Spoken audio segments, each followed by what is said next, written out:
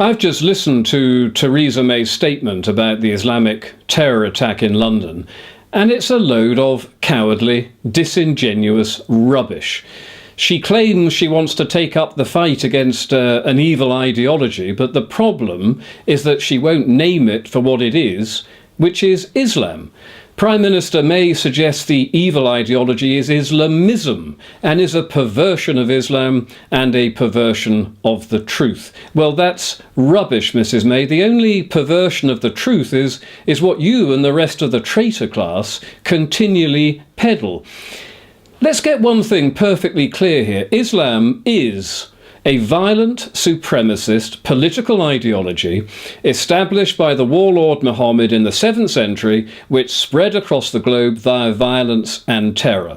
And millions of its fanatical followers are now in our country. I'm not going to talk today about this self-evident truth, and nor why our traitor class are so keen on avoiding this self-evident truth, but what I will talk about is how we can deal with Islamic terror, and I mean deal with it rather than doing what Theresa May is doing, which is pretending to deal with it. 1, we should stop all Muslim immigration today completely. 2, we should close down every mosque in this country which preaches Salafist or Deobandi Islamic supremacism, which means pretty much all of them. 3, we should tell the truth about Islam, which means identifying all the calls for violence and terror in the Quran, and then ban the Quran as a book of hate. 4, we should remove all funding from every public Muslim organisation in Britain. 5, we should close down every Muslim charity organisation in Britain, many of which, and we don't know how many, are just fronts for terrorist fundraising. 6, we should stop all further Saudi Arabian funding of Islam in Britain. 7, we should intern the thousands of Muslim terror suspects immediately. 8, we should deport all Muslim criminals with dual passports. 9, we should close down all Sharia courts. 10, we should prosecute everyone who practices honour violence, honour killings and female genital mutilation, and deport the ones who have dual nationality. 11, we should close down all aspects of Sharia finance and all Middle Eastern sovereign wealth funds, which massively influence our political and media class via the thousands of millions of pounds they bring into Britain. And as with most things in life, if you want to know why our traitor class behaves as the traitor class, it's simply a matter of following the money.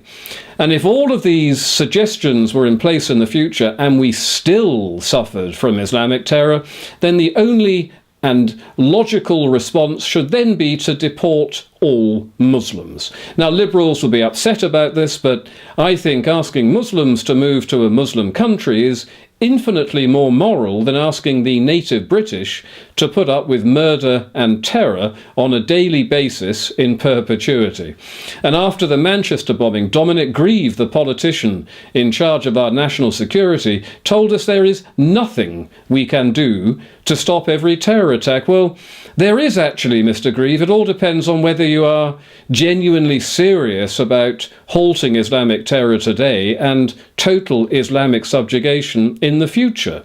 It's a trade-off. It's whether or not you want to trade lots of dead Brits against being called a racist and asking Muslims to go back to Islamic countries. You have chosen dead British people rather than be called a racist and rather than deport the people who kill us. That's your choice. That's why you're a member of the traitor class. That's why Theresa May is a member of the traitor class. That is why all you do is talk and have words. You need to start putting things into practice. There's no point talking about something that you won't even name as the problem. We will name it, Liberty GB will name it.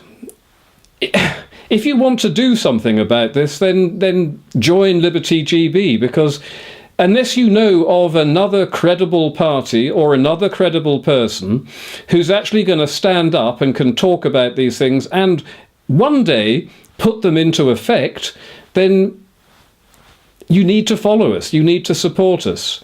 So please do support us, because our traitor class are simply betraying us, and their words are just words, made all the more worse because they still, even now, cannot even name what the enemy is. And they cannot even, and this is so important, after yet another terrorist attack, you'd think that one of them would stand up and say, look, is there something about Islam, not Islamism, about Islam that is behind this terror? Is there something in the Quran that suggests or promotes this sort of behaviour? Well, yes, there is. And unless you're prepared to identify it, you're wasting everyone's time. And while you're doing that, everything is getting worse, which is why you're called the traitor class.